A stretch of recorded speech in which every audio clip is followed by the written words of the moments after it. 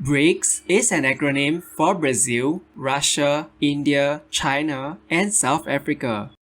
For the past 15 years, many people have been echoing about how BRICS will overtake the Western-led economies.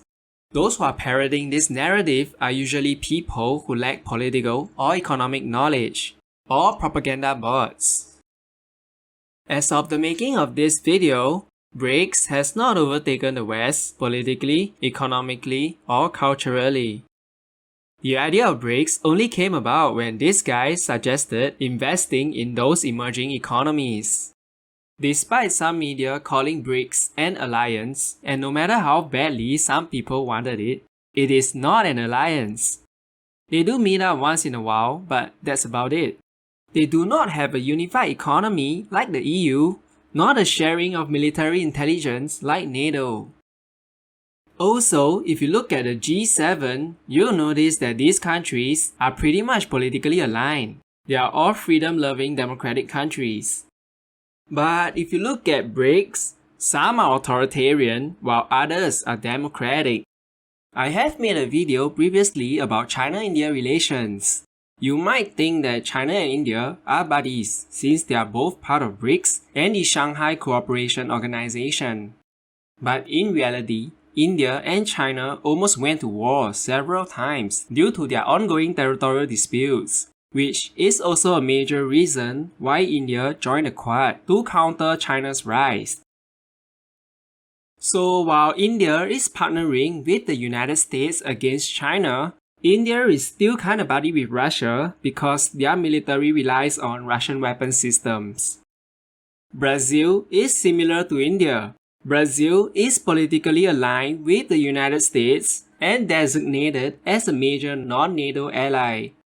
However, as China is Brazil's largest trading partner, it makes sense for Brazil to maintain good economic relations with China.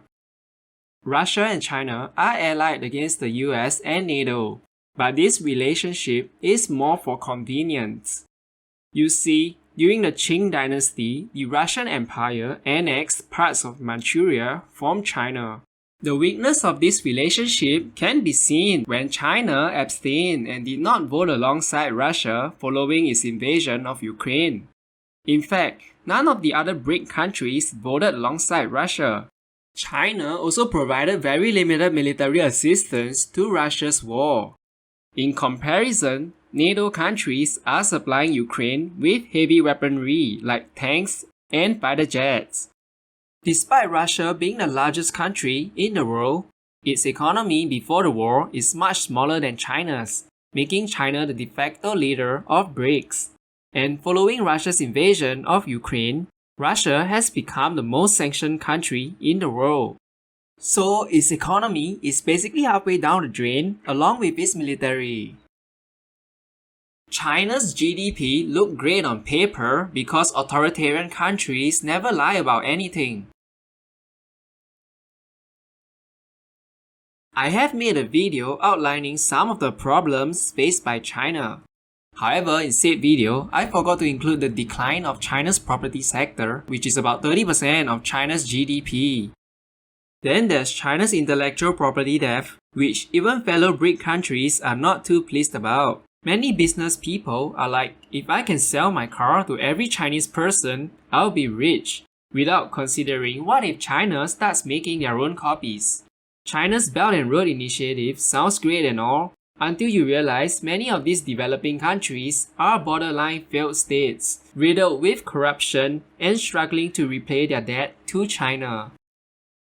Despite what some media might want you to believe about de-dollarization and the serious threat faced by the US dollar, that isn't the case.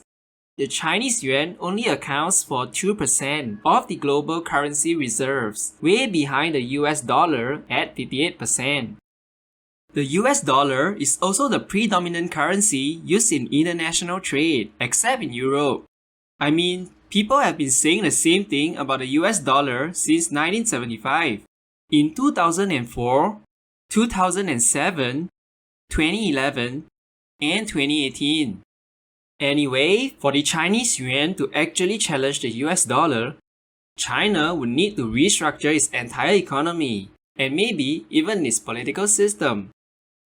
And then, there is still no guarantee that other BRIC countries would be willing to restructure their economy along with China and agree on the same monetary policies.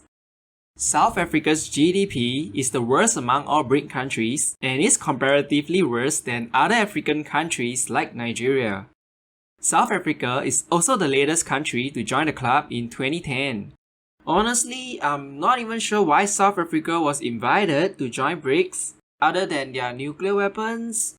South Africa neither has a good economy nor good governance.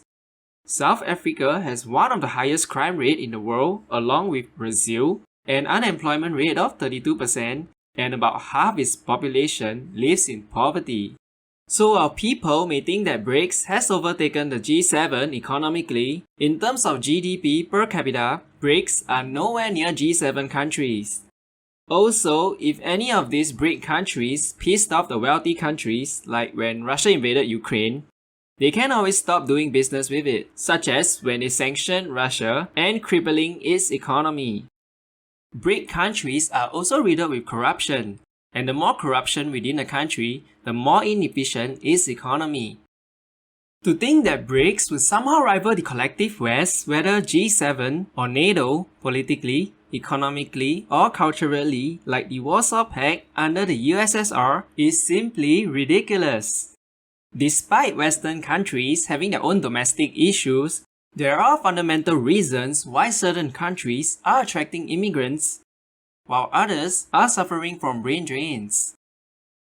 All these talks about BRICS dominating the world is like riding a cow while thinking it's a horse.